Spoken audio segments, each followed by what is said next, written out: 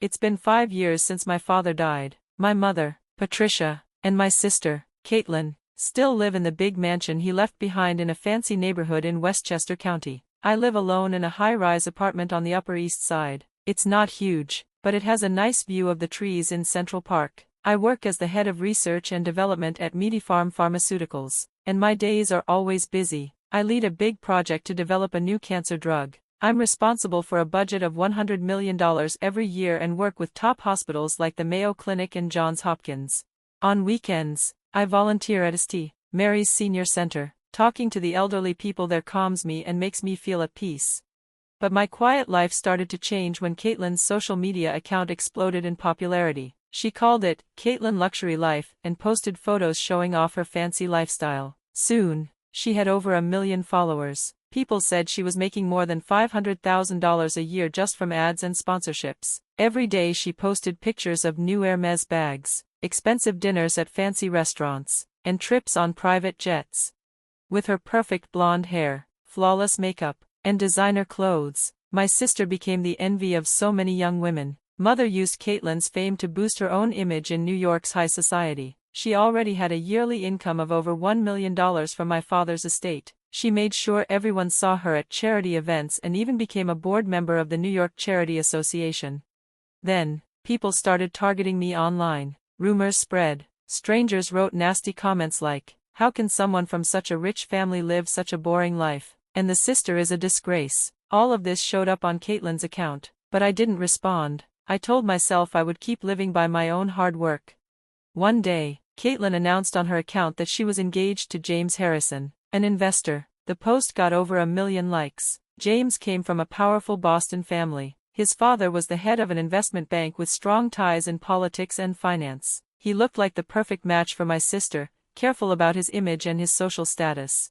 The wedding was planned quickly. They booked the Plaza Hotel for a huge 400-person wedding. People whispered that the budget was over $500,000. Important people from business and society were all invited. There would be a custom cake from Sylvia, Dom Perignon champagne, and a fancy dinner menu. Everything was supposed to be top-notch. But I never got an invitation. When I asked Mother about it, she brushed me off and said, "You must be busy with your drug research." I tried to accept it. I told myself that it was Caitlyn's special day and I should be happy for her anyway. On the wedding day, I put on a simple navy blue Ralph Lauren dress and a Tiffany necklace. The sun was shining on Manhattan that morning. I did my makeup softly and carefully pinned up my black hair. I wore pearl earrings I got from Mother. Looking at myself in the mirror, I took a deep breath and promised myself that I would sincerely wish my sister well. Through my window, I could see joggers in Central Park under the summer breeze. It made me feel calm. I arrived at the Plaza Hotel exactly at 11 a.m. Expensive cars were lined up out front. Bentleys, Rolls-Royces, and Maybachs. My Lexus looked plain among them, but the valet greeted me kindly anyway. "Have a wonderful time, Miss Walker," the young valet said. I nodded at him and walked through the big revolving door. Inside, the lobby sparkled with crystal chandeliers. The marble floors were covered in beautiful flower arrangements, white calla lilies and pink roses. The scent of lavender filled the air. I saw a few people I knew from work. Dr. Johnson from Mayo Clinic and Professor Martin from Sloan Kettering greeted me warmly. They respected my work and asked about my research. "Elizabeth, it's your sister's big day. What a beautiful place." "Yes, I hope she'll be happy. I heard the new drug trials are going well. You must be close to FDA approval. Your research will help so many people." We talked while walking down the long hallway. I noticed all the fancy guests, women in Chanel suits and carrying Hermes bags. People whispered that the wedding must have cost a fortune. The walls were decorated with old French tapestries, and the ceiling had beautiful paintings. White Casablanca lilies stood in vases along the walls, their smell floating through the air. Finally, I reached the doors of the venue. A security guard in a black suit stood there with an iPad. His gold name tag said Plaza Security. "Your name?" he asked. "Elizabeth Walker." "One moment, please." He scrolled up and down the screen. Frowning, my heart started beating faster. "I'm sorry, but your name is not on the list." His cold words made my heart sink. It felt like the air around me turned cold. "Please check again, Elizabeth Walker. I'm the bride's sister." My voice shook. He checked again but shook his head without emotion. "I'm sorry, but you'll have to leave. Just then, I heard laughter. I turned and saw Mother and Caitlyn standing a little distance away. Mother wore a white Chanel suit and a Cartier necklace. Caitlyn wore a white Vera Wang wedding dress and a diamond tiara. She was pointing her phone at me, live streaming for her followers. On the screen, I could see hearts and comments, best drama ever. She deserved it, serves big sis right. Mother and Caitlyn looked proud. Guests around them looked confused or turned away in embarrassment. In that moment, I realized it was all planned. The missing invitation, Mother's words, they wanted this to happen in front of everyone. I turned around quietly and walked away. People stared, but I kept my head up. Dar. Johnson called my name, but I just smiled and didn't stop. At the valet, the young staff member looked sad when he handed me my keys. Take care, he said softly. I nodded and got into my car. In my mirror, the huge Plaza Hotel slowly disappeared behind me. I drove through Manhattan in silence. The skyscrapers looked colder than ever. My phone kept buzzing with notifications from Caitlyn's live stream. Thousands were watching my humiliation. I turned my phone off and put it in my bag. I drove home through the busy streets, letting out a long sigh. Online, things were already blowing up. The hashtag Walker family scandal was everywhere. People were furious. The video reached James's family in Boston. The Harrisons were angry. People from the pharmaceutical industry who were at the wedding were also upset. Calls came in from Mayo Clinic and Johns Hopkins, asking what had happened. Inside the grand ballroom, more than half the guests left early. The echo of high heels on marble floors filled the empty space. My phone was full of worried messages, but I left it turned off. I sat at home in my apartment, drinking tea and looking at the green trees of Central Park. As I expected, the news came quickly. James Harrison called off the wedding. I cannot marry into this family. The engagement is over. His calm voice ended it all. Caitlyn screamed wildly. Mother fainted. Her pearl necklace scattered across the marble floor. Reporters rushed in as the venue turned into chaos. That evening, my doorbell rang. The screen showed Mother and Caitlyn outside my apartment door. Their clothes were dirty and wrinkled. Their faces were wet with tears. Elizabeth, please help us. Mother's voice was shaking. The camera showed them kneeling at my door, still wrapped in expensive clothes that now looked worthless. Please open the door. We'll explain everything. We'll apologize. So, my sister's voice sounded weak as she sat there. Even though she had stopped her live stream, I could still see thousands of angry comments pouring in on her phone screen. Her follower count was dropping by the second, and now companies were emailing her, ending their advertising deals. I sat quietly on my sofa and took a slow sip of tea. Outside my window, the sunset was turning Manhattan's tall buildings a deep orange. The intercom kept ringing. Open up, please. We can't take this anymore. Help us, please. Their voices were shaky and desperate, but the storm online wasn't calming down, it was only growing. Big news channels in the US and Europe were picking up the story, one after another. I stood up and walked over to my window. I looked down at Central Park. People were jogging, walking dogs, reading books on benches. Life outside seemed calm and normal, which made the chaos at my door feel even more unreal. My mother and Caitlyn were still crying and begging outside my apartment. Other people in the building were watching them with suspicious looks. Soon, security guards came over and quietly told them they should leave. We can't leave it like this, please, I could hear Mother's tired voice through the door. Then my phone started ringing again. The screen flashed, Mother. Below that were over 100 unread messages and a flood of new interview requests from reporters.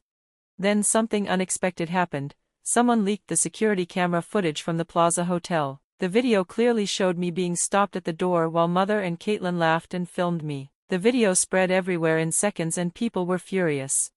Caitlyn's follower count, which had once been over 1 million, fell below 100,000 in a single day. But it didn't stop there. Angry people started going through all her old posts, leaving comments like, "Were these all lies? Were those bags fake? Did you even eat at those restaurants?" One by one, her sponsors canceled their contracts. Her $500,000 a year in ad money was gone overnight. Meanwhile, the Harrison family in Boston filed a huge lawsuit. They wanted back the $500,000 wedding cost, plus another $1 million for the damage to their family's name. The Harrisons were powerful and well-connected. Their fury was big news. Even the Wall Street Journal put the scandal on the front page.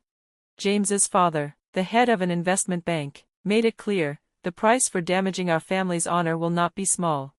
Mother's world also fell apart fast. The New York Charity Association expelled her. Other charities she was part of cut ties with her too. The polite smiles she once enjoyed at high society events turned into cold silence. "I never want to hear the name Patricia Walker again," one charity leader said. And soon, the bank that handled my father's estate ended their contract too. The money Mother had depended on for years was drying up. Then, more secrets came out. Caitlyn's own followers exposed her lies, that the Hermes bags were often fakes, that she only stood outside fancy restaurants to take photos but didn't really eat there, that the private jet pictures were taken in photo studios. Even the wedding scene, me being humiliated, had been planned to create good drama for her followers. Caitlyn even admitted it online later when people demanded answers. "I wanted to make the biggest drama to get the most views," she confessed, but that just made everyone angrier. People couldn't forgive her for destroying family ties just for fame and money. Meanwhile, MedyFarm, where I worked, got flooded with questions about the scandal, but the company didn't flinch. The CEO gave a public statement. Vice President Elizabeth Walker's achievements are solid. Family troubles have nothing to do with her work. His words calmed the industry. In fact, people respected me more because I stayed strong. My research with the Mayo Clinic and Johns Hopkins kept moving forward. Professor Martin said, "Elizabeth's work will bring hope to many cancer patients," and his words spread quickly through the medical world. Our new drug was getting ready for final FDA approval.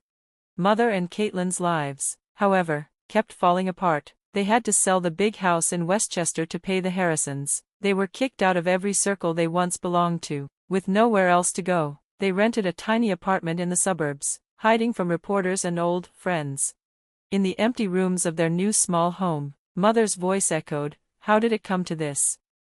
The designer bags and clothes were sold at auction. Most of their money went into paying fines and damages. All that was left was regret. One day, an envelope arrived at my apartment. It was a letter, a real letter, not an email, written on paper stained with tears. It was from Mother and Caitlyn. "We didn't understand your sincerity," they wrote. "We were blinded by vanity and pride. We forgot what really mattered. But I knew in my heart that I couldn't go back to how things used to be. I could forgive, but I couldn't pretend nothing happened. Please do not contact me again." I wrote back. That was all. A year has passed since then. I still volunteer at St. Mary's Senior Center every weekend. The sunlight that fills the hallway feels warm on my shoulders as I walk by the residents. "Elizabeth, thank you for coming again today," an old lady says to me with a gentle smile from her wheelchair. Her words remind me why I keep doing this work. My volunteering has grown. I now help run an organization that supports the elderly. At MedyFarm, I was promoted to vice president. Our new drug was approved by the FDA and is already giving hope to many patients. Vice President Walker's integrity was the key to this success. My CEO said, "More of my research is being published." Outside my apartment, Manhattan's cityscape still shines bright. The city moves on, always alive. But for Mother and Caitlyn, everything changed. Their social media accounts are gone. They live quietly in a small apartment now. Sometimes Mother still sends messages, asking if we can talk, but I don't answer. That was my choice. I live facing forward now, not stuck in the past. Sometimes, I stand by my window and look down at Central Park, painted in red and gold by the autumn leaves. I think about everything that happened. I don't feel bitterness anymore. Instead, I feel grateful that the betrayal pushed me to stand strong on my own. At a MedyFarm board meeting, I told my team, living honestly is what matters most. Everything else will follow. From the window, I could see the skyscrapers shining under a clear blue sky. A new chapter was waiting.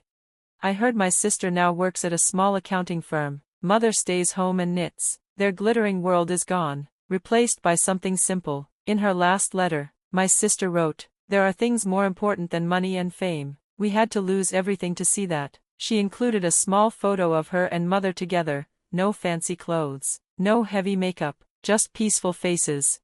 Sometimes, I walk past the Plaza Hotel. The memories feel far away now. Between my research, my work, and my time with the seniors, my days are full. Dr. Johnson once told people at Mayo Clinic, "Elizabeth is our pride, but what matters most to me is knowing I stayed true to myself." Outside my window, the setting sun turns Manhattan orange and warm. The breeze rustles the trees in Central Park. I know tomorrow will come, and that's enough. The best gift life gave me was the chance to live with honesty, and I plan to keep it that way.